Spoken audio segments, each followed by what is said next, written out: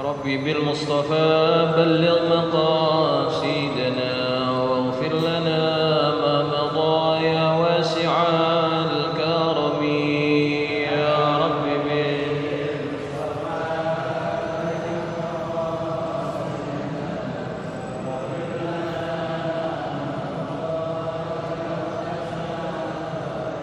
يا ربي هيئ لنا من أمرنا رشدا واجعل معونتك الحسنى لنا مددا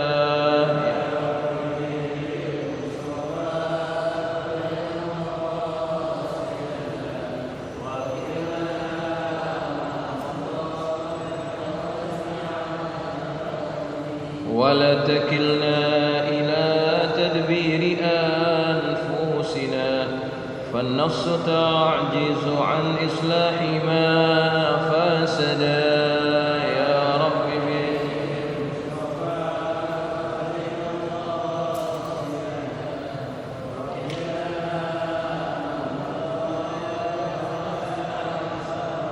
أنت الكريم وقد جهزت يا آملي إلى أيادك وجها سائلا ويدا يا رب بالمصطفى بلغ مقاصدنا واغفر لنا ما مضى يا واسع الكرم اللهم صل وسلم وبارك عليه وعلى آله. الفاتحة على نية الله يفتح علينا فتوح العارفين ويفقهنا وإياكم في الدين ويرزقنا كمال الإخلاص واليقين. ثم الفاتحة إلى روح مؤلف هذا الكتاب الشيخ محمد نواوي بن عمر البنتاني بأن الله يغفر له وينفعنا بأسراره وأنواره وعلومه ونفحاته في الدين والدنيا والآخرة. وثم إلى أرواح مشايخنا ومعلمينا الحبيب عبد الرحمن بن أحمد السقاف وثم إلى روح محمد شافعي هدامي وثم إلى روح شيخ الأمصير وثم إلى روح حسن رزقي وثم إلى روح عبد الشكر الرملي وثم إلى روح مؤسس الشافعية يحيى عبد الله الشافعي بأن الله يتغشاهم بالرحمة والمغفرة وأن الله يعلي درجاتهم في الجنة وإلى حضرة النبي المصطفى محمد صلى الله عليه وسلم. الفاتحة. أعوذ بالله من الشيطان الرجيم. بسم الله الرحمن الرحيم. الحمد لله رب العالمين الرحمن الرحيم مالك يوم الدين إياك نعبد وإياك نستعين اهدنا الصراط المستقيم صراط الذين أنعمت عليهم غير المغضوب عليهم ولا الضالين آمين.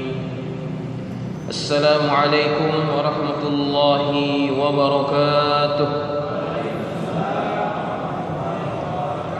الحمد لله رب العالمين وبه نستعين على أمور الدنيا والدين والصلاة والسلام على أشرف المرسلين سيدنا ومولانا محمد وعلى آله وأصحابه أجمعين. سبحانك لا علم لنا إلا ما علمتنا إنك أنت العليم الحكيم. رب اشرح لي صدري ويسر لي أمري واحلل عقدة من لساني يفقه قولي. أما بعد فإن أصدق الحديث كتاب الله تعالى وخير الهدي هدي محمد صلى الله عليه وسلم وشر الأمور محدثاتها وكل محدثة بدعة وكل بدعة ضلالة وكل ضلالة في النار. Hadirin jamaah yang dirahmati Allah, begitu juga para pemirsa Assalam TV Barokah dan pendengar radio Suara Asy-Syafi'iyah yang dirahmati Allah Subhanahu wa taala. Alhamdulillah, kita panjatkan syukur kehadirat Allah Subhanahu wa taala yang hingga saat ini kita masih diberikan nikmat iman, nikmat Islam, nikmat sehat wal afiat, dan kita dapat hadir di majlis yang mulia ini dalam rangka kita mencari ilmu. Semoga Allah kurniakan kita ilmu yang bermanfaat, dan semoga duduknya kita di majlis ini Allah ampuni dosa-dosa kita, Allah turunkan rahmatnya kepada kita, dan mudah-mudahan apa yang menjadi hajat-hajat kita dikabulkan oleh Allah Subhanahu wa taala. Amin, Allahumma amin. Jamaah yang dirahmati Allah sekalian, malam ini kita akan teruskan pengajian kitab Nasaihul Ibad.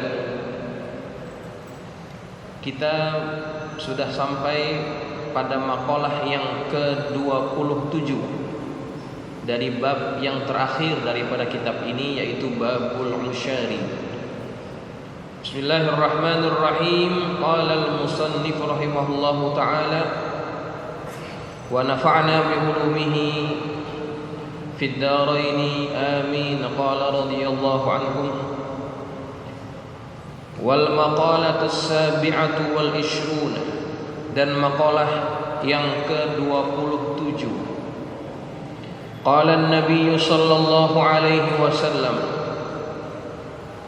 bersabda Nabi sallallahu alaihi wasallam, ma min 'abdin aw amatin, tidaklah seorang hamba lelaki dan perempuan, da'a bi hadzal du'ai, berdoa dengan doa ini, fi lailati arafah, pada malam hari Arafah, alfa marratin, sebanyak 1000 kali,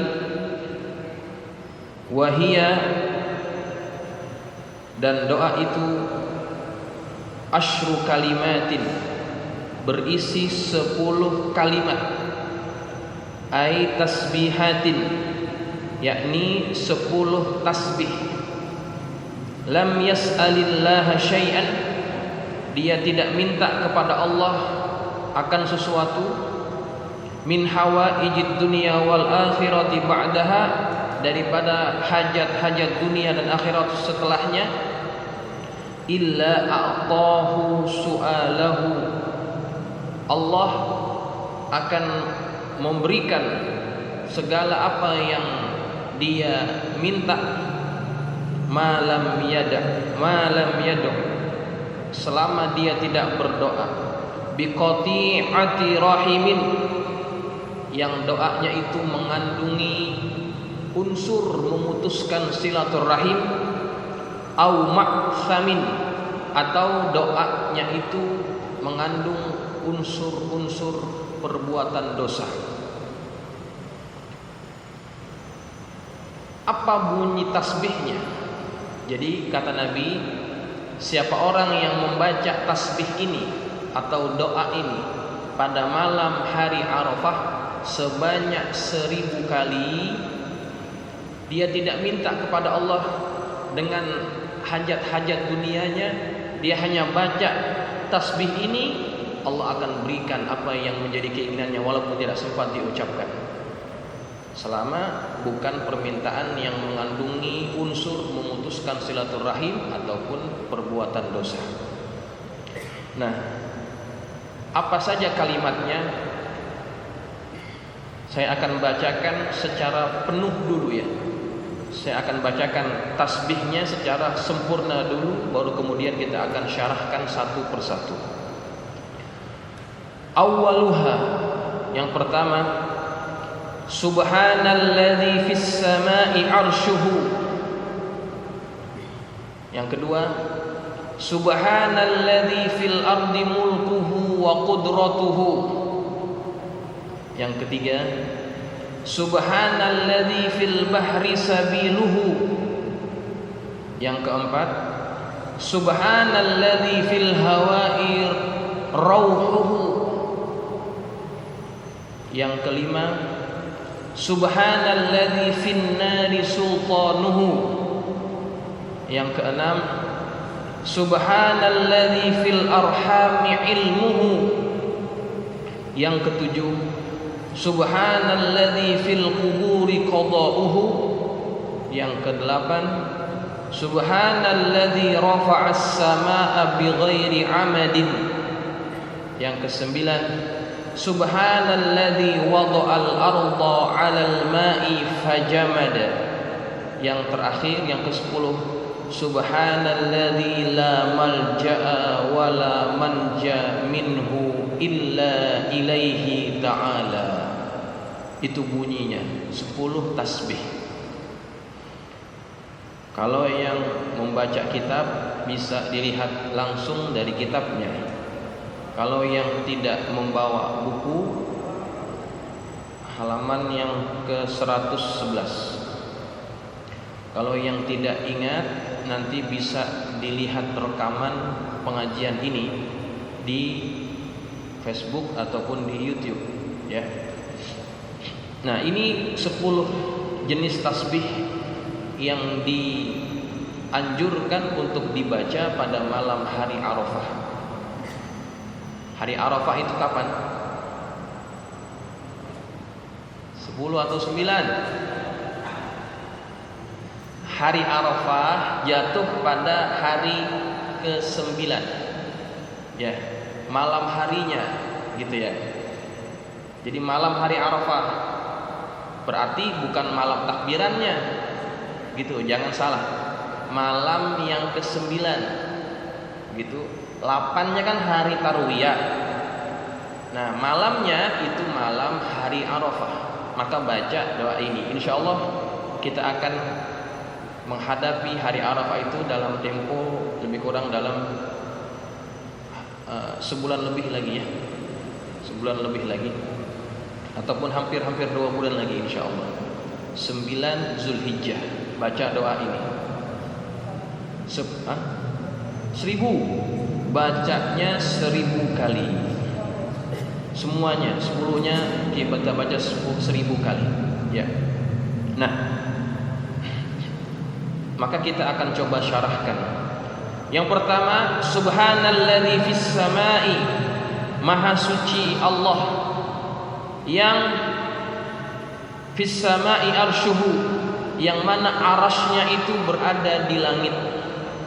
Ai fi jihatil uluwi, di langit di sini maksudnya adalah arah yang menunjukkan ketinggian, begitu ya. Arasnya Allah itu ada di mana? Arasnya Allah ada di langit. Kemudian dijelaskan oleh Syekh Muhammad Nawawi Al-Bantani, fa innal arsya fawqal kursiyyi wa huwa fawqas samawati. Sesungguhnya arasy Allah itu berada di atas kursi dan dia berada di atas langit. Jadi langit ada beberapa lapis. Di atas daripada langit-langit itu ada kursi. Di atas kursi ada arasy Allah, begitu. Nah, Allah arasnya berada di langit. Kemudian, apakah Allah juga berada di situ? Nah, ini pembahasan masalah akidah. Dari permasalahan ini akhirnya akan terbentuk pemahaman-pemahaman akidah. Ayat yang menceritakan bahwa Allah itu berada di atas aras itu disebut ayat ayat mutasyabihat. Ya, ayat mutasyabihat. Ar-Rahmanu 'alal 'arsy istawa. Ar-Rahman yakni Allah berada di atas aras, istawa. Nah, kalau kita terjemahkan bersemayam. Ya. Bersemayam itu bagaimana? Dari permasalahan ini, daripada ayat ini, para ulama mutaqaddimin mereka memahami istawa itu maknanya terserah kepada Allah.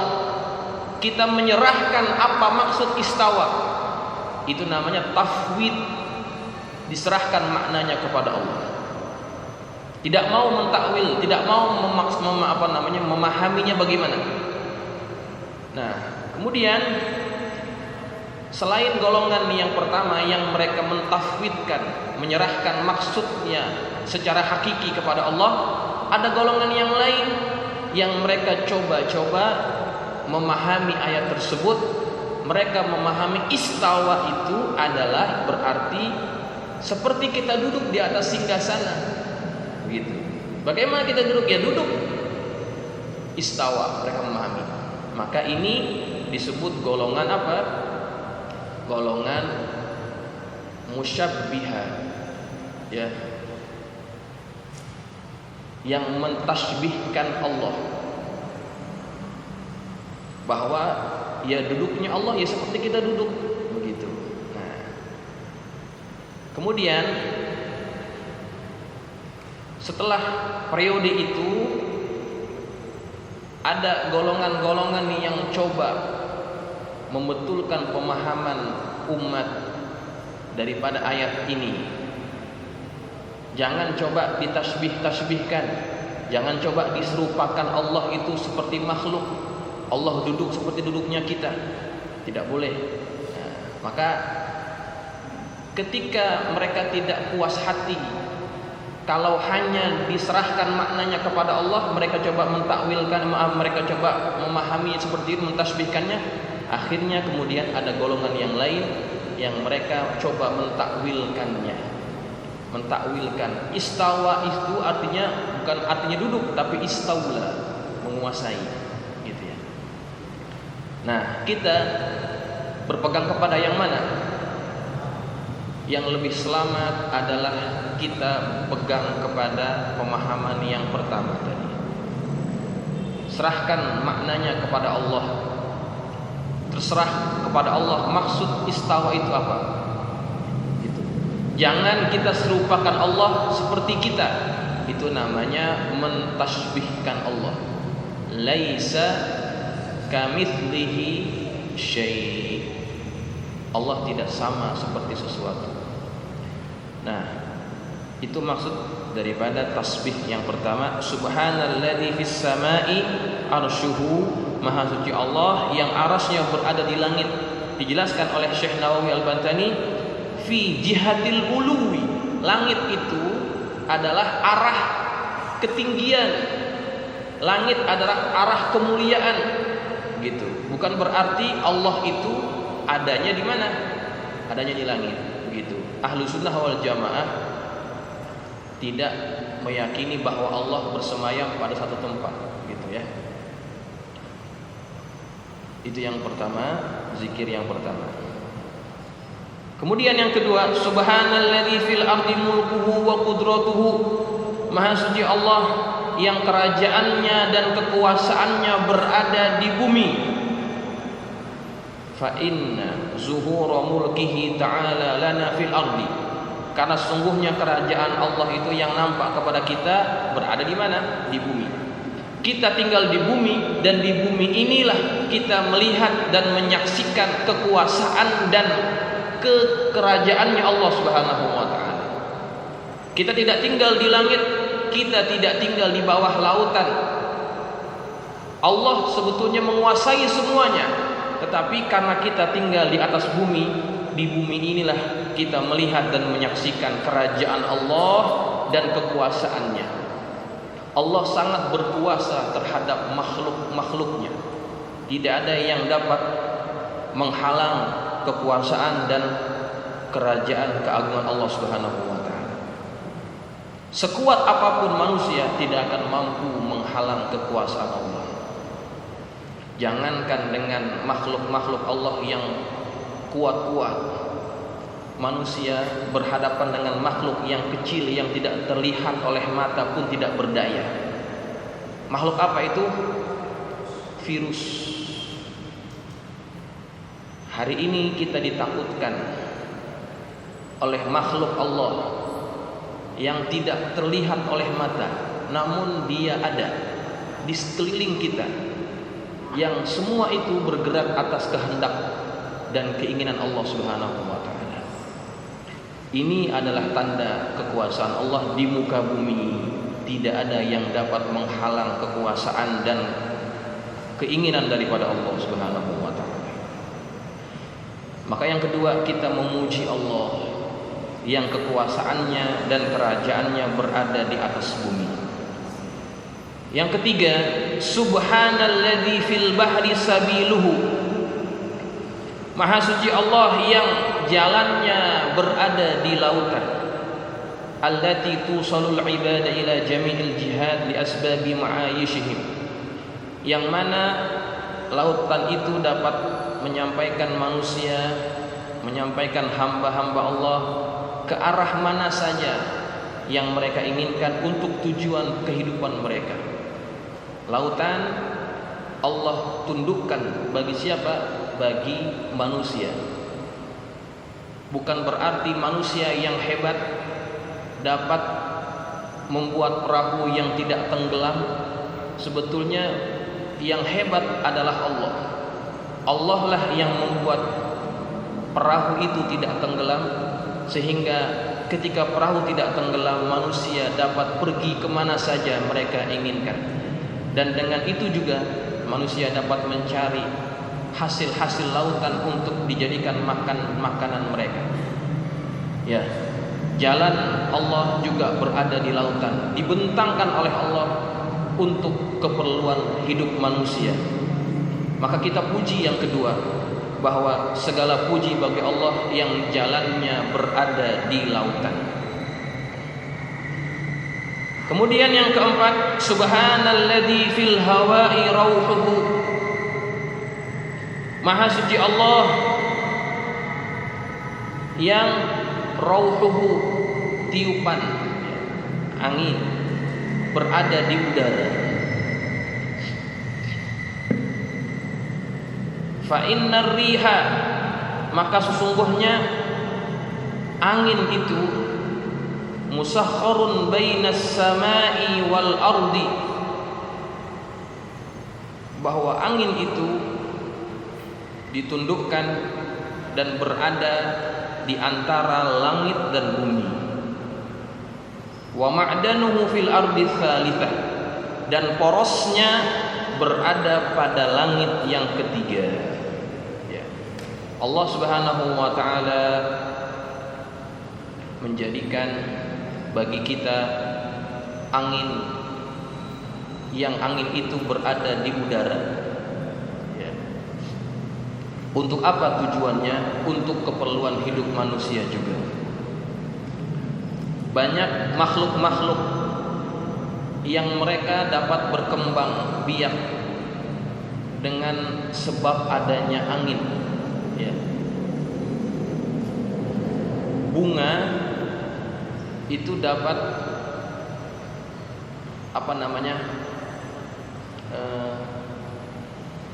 saya lupa itu. Bunga itu kan kalau ingin berkembang dia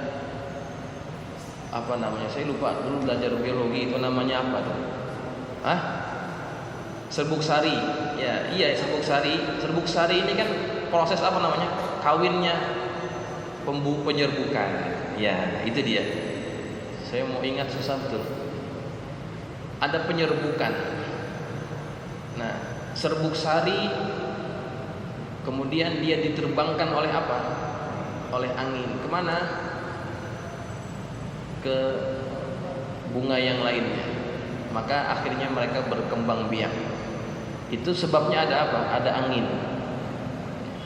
Begitu juga manusia-manusia zaman dahulu ketika mereka ingin melaut, mereka perlu kepada angin. Ya. Mereka tidak memiliki mesin kapal laut seperti zaman sekarang. Mereka mengandalkan kekuatan tiupan angin. Ya. Maka Allah ciptakan angin itu berada di udara untuk keperluan hidup manusia juga. Maka kita perlu memuji Allah. Kita perlu mensucikan Allah, yang bahwa tiupan angin itu berada di udara, yang semuanya untuk keperluan kita. Kemudian yang kelima, subhanalladzi fin nari sultanuhu. Maha suci Allah yang sultannya, kekuatannya pada api. Ya.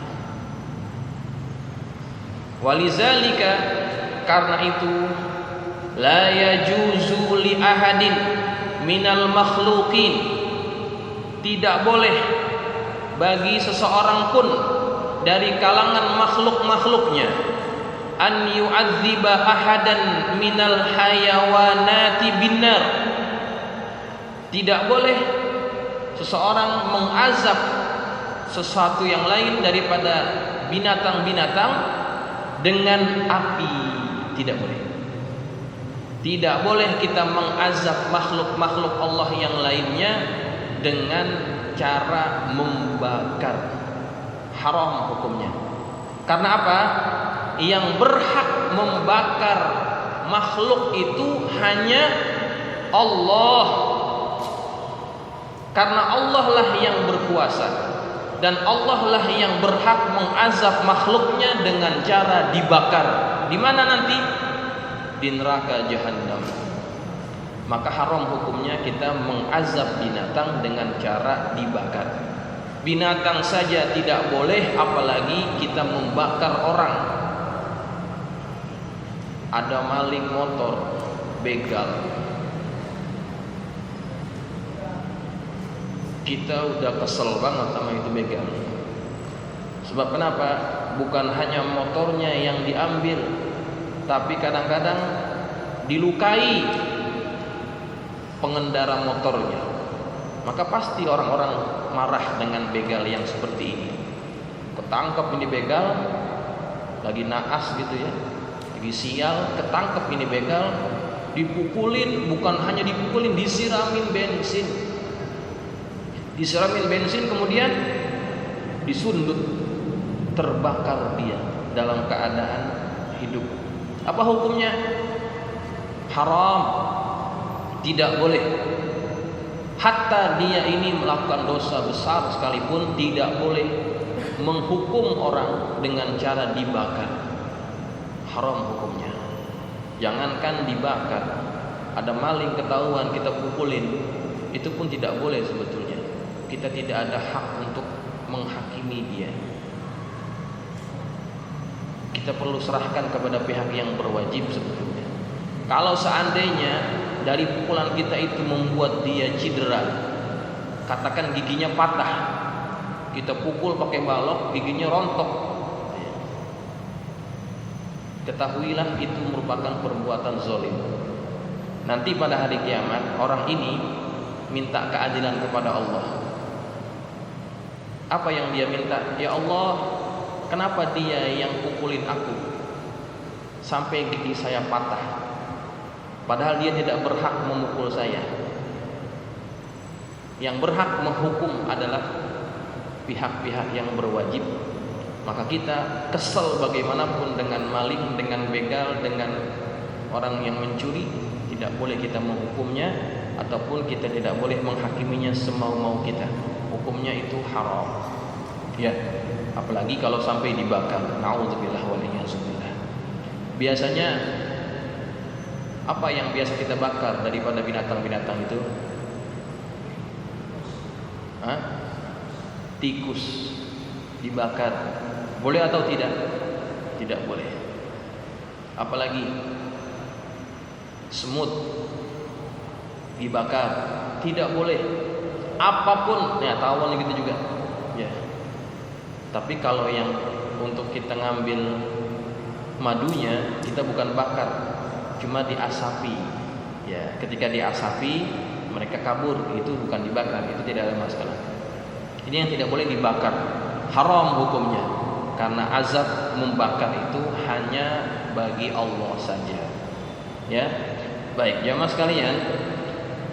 Yang berikutnya, Subhanalladzi fil arhami ilmuhu, Maha suci Allah yang ilmunya pada alam rahim. Fala ya'lamu ma fil arhami illallahu ta'ala. Maka tidak ada yang mengetahui apa yang berada di dalam rahim melainkan hanya Allah. Dokter itu hanya dapat melihat dari segi luarnya saja. ini kandungan dalam rahim anaknya, bagaimana keadaannya, ketubannya cukup atau tidak, kemudian berapa usianya, hanya dapat mengetahui sampai tahap itu. Namun apa yang lebih dalam daripada itu tidak ada yang dapat mengetahuinya melainkan hanya Allah Subhanahu wa taala. Berapa banyak dokter yang ketika men-scan bayi yang ada dalam kandungan, kata dokter, "Bu, anaknya laki." Nah, ini orang tuanya udah girang, dapat anak pertama, anak laki. Ke pasar beli baju laki. Warnanya warna-warna yang terang-terang, yang ini, yang untuk orang-orang lelaki, anak-anak lelaki. Semuanya dihias karena dia tahu, kata dokter, anaknya lelaki. Biasanya kan kalau udah lelaki nggak mungkin perempuan, sebab kelihatan dari apanya? Dari itunya. Dari apanya? Ya, itunya. Dari businya kelihatan. Kalau udah laki nggak mungkin perempuan. Tapi kalau perempuan, di scan perempuan bisa jadi laki. Nah, ini orang tuanya udah girang. Wah, anak pertama dapat anak laki. Nah, ketika lahir rupanya bukan laki, perempuan. Ya, udah terlanjur beli baju laki. Ya, yang lahir perempuan. Nah, dokter hanya tahu pada tahap-tahap itu. Sedangkan ilmu yang lebih dalam tentang itu hanya Allah yang mengetahuinya. Ya. Nah, maka pada tahap ini kita juga perlu mensucikan Allah. Subhanalladzi fil arhami ilmuhu. Maha suci Allah yang ilmunya berada pada rahim ataupun pada alam rahim. Allah juga mengetahui segala itu. Kemudian jamaah sekalian, yang berikutnya, subhanalladzi fil quburi qada'uhu. Maha suci Allah yang keputusannya berada pada alam kubur. Fala yahkumu man fil quburi bin ni'mati wan niqmati illallah ta'ala. Tidak ada yang dapat menghukumkan pada alam kubur orang-orang yang berada dalam kubur dengan nikmat ataupun niqmat. Nikmah ataupun niqmah. Nikmat artinya kesenangan. Kalau niqmah dengan qaf artinya azab, ya. Melainkan Allah Subhanahu wa taala. Tidak ada yang dapat memberikan keputusan kepada orang yang berada di alam kubur melainkan hanya Allah Subhanahu wa taala. Kita semuanya adalah camat, calon mati. Ini belakangan banyak banget yang meninggal. Kalau yang datang waktu 3 hari, anaknya Haji Muhammad Nur, Pak Fahrudin, ya. Setelah beliau itu masih ada bererot yang meninggal tuh di rumah saya. Iya, kemarin saya nyembayangin lagi yang meninggal dunia. Masih ngikut gitu. Nggak tahu kalau di sini. Menteng Dalam pun begitu juga. Banyak yang meninggal belakangan ini. Nah, kita juga pasti meninggal dunia. Kita akan sampai ke satu alam yang alam itu disebut sebagai alam barzakh, alam pemisah antara alam dunia dengan alam akhirat. Barzakh adalah permulaan daripada alam akhirat. Kita semua akan berada di alam itu. Nah, keadaan kita di dalam kubur pasti berbeda-beda. Karena amal kita di dunia juga masing-masing berbeda-beda. Ada yang hidupnya dipenuhi dengan amal soleh, ketaatan kepada Allah. Maka ketika dia meninggal dunia, dimasukkan dia ke dalam kubur, sudah dipendam dia di dalam kubur itu, keluarganya meninggalkan dia sendirian di dalam kubur. Kemudian dia didatangi dengan dua malaikat Allah. Malaikat Allah ini bernama Munkar wa Nakir. Malaikat ini akan bertanya kepada kita. Malaikat ini pertanyaannya sama dari setiap hamba-hamba Allah yang masuk ke kuburan. Dan pertanyaannya sudah bocor sebelum kita mati. Kalau di dunia ada ujian, soalnya bocor, pasti nilai kita bagus. Nah ini soalan kubur, soalnya sudah bocor. Apa aja yang ditanyakan malaikat ini? Apa tak pertanyaannya? Tuh, hafal. Man rabbuka? Siapa Tuhanmu? Kita tahu pertanyaannya. Tapi ketika sudah berada di alam kuburan, ketika ditanya oleh malaikat ini, yang menjawab adalah bukan ilmu kita. Yang menjawab soalan-soalan malaikat itu adalah amal kita. Kalau kita di dunia betul-betul menuhankan Allah, beribadah kepada Allah, maka lisan kita akan dibantu oleh Allah untuk menjawab segala pertanyaan-pertanyaan malaikat. Walaupun di dunia kita tidak faham bahasa Arab, pertanyaan itu dalam bahasa Arab kita dapat menjawabnya, karena yang menjawab adalah amal, bukan ilmu kita. Tidak perlu kita bikin contekan. Ya, apa aja pertanyaannya. Ketika ada orang yang ditanya, dia tidak dapat menjawab, apa yang akan dilakukan malaikat kepada makhluk ini? Malaikat ini akan menggodam dia, memukul orang ini masuk ke dalam bumi, tenggelam dia, diangkat lagi, ditanya lagi, tidak tahu, dipukul lagi, masuk dia ke dalam tanah. Setiap pertanyaan yang tidak dapat dijawab oleh orang dalam kuburan, maka siksa akan menanti orang tersebut. Ketika sesi soal jawab, sesi pertanyaan selesai, ditinggalkan oleh malaikat. Kemudian ketika orang ini adalah orang yang soleh, Allah menjadikan kuburnya yang asalnya cuma 2 meter kali 1, sempit, panas, tidak ada penerang, tidak ada AC. Tapi kalau orang ini adalah orang yang soleh, kuburannya itu diluaskan sejauh mata memandang, kuburannya diterangi sehingga dia tidak merasa kegelapan.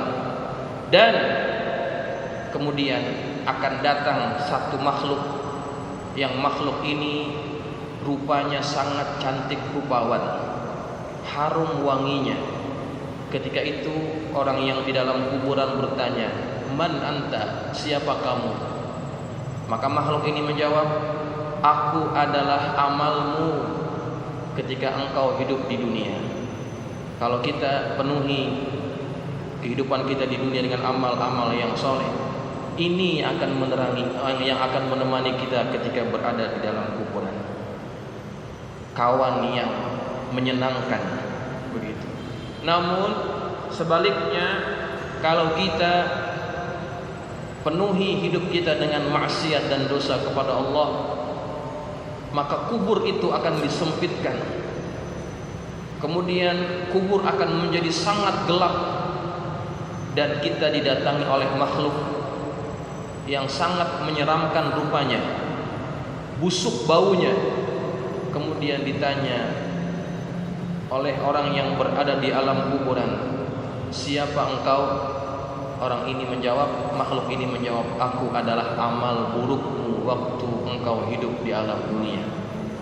Itu yang akan menemani orang yang dalam kuburan. Selama mana? Selama dunia ini belum dihancurkan oleh Allah dan belum dibangkitkan lagi oleh Allah Subhanahu wa taala. Maka Allah lah yang berkuasa dan memberikan keputusan bagi orang-orang yang berada di alam kuburnya. Semoga Allah jadikan kubur kita kubur yang diluaskan, yang diterangi, dan semoga kubur kita dijadikan taman daripada taman-taman surga. Kemudian jamaah sekalian yang dirahmati Allah, yang berikutnya, subhanalladzi rafa'as samaa'a bighairi 'amadin. Maha suci Allah yang telah meninggikan langit tanpa adanya tiang. Allah mendirikan langit ini tanpa ada tiang satupun, dan langit tidak pernah runtuh karena Allah Maha Kuasa. Kemudian subhanalladzi wada'al arda. Maha suci Allah yang telah meletakkan bumi 'alal ma'i, yang berada di atas air, fajamada, kemudian menjadi beku, mengeras. Dunia ini sebelum jadi seperti sekarang itu dulunya air, ya. Dulunya adalah air, kemudian berproses mengeras. Ada yang jadi gunung, ada yang jadi dataran dan sebagainya. Untuk apa itu? Untuk keperluan hidup di dunia bagi orang-orang yang berada di dunia ini. Kemudian yang terakhir, subhanalladzi la malja'a. Maha suci Allah yang tidak ada perlindungan, aila ihtisama. Maha suci Allah yang tidak ada perlindungan, wala manja ay mukhallasa, yakni tidak ada juga penolong, minhu ay min adzabillah, daripada azab Allah, illa ilaihi ta'ala, melainkan pertolongan daripada Allah Subhanahu wa ta'ala. Tidak ada perlindungan dan tidak ada penolong yang dapat kita jadikan sebagai penolong bagi kita, melainkan hanya daripada Allah Subhanahu wa ta'ala. Subhanalladzi la malja'a wa la manja minhu illa ilaihi ta'ala. Tidak ada pelindung dan tidak ada penolong daripada azab Allah, melainkan daripada Allah Subhanahu wa ta'ala. Semoga Allah melindungi kita dan Allah tolong kita di dunia dan juga ketika berada di dalam kubur, dan nanti ketika kita berada di padang mahsyar, dan Allah selamatkan kita daripada azab api neraka jahanam. Amin, Allahumma amin. Jamaah sekalian yang dirahmati Allah, sekedar itu yang kita dapat pelajari. InsyaAllah kita akan sambung pada pertemuan yang akan datang. Kita akan masuk pada maqalah yang berikutnya, wal maqalatu tsaminatu wal 20. Wallahu a'lam bissawab, wa ilaihil marji wal ma'ab. Al-Fatihah.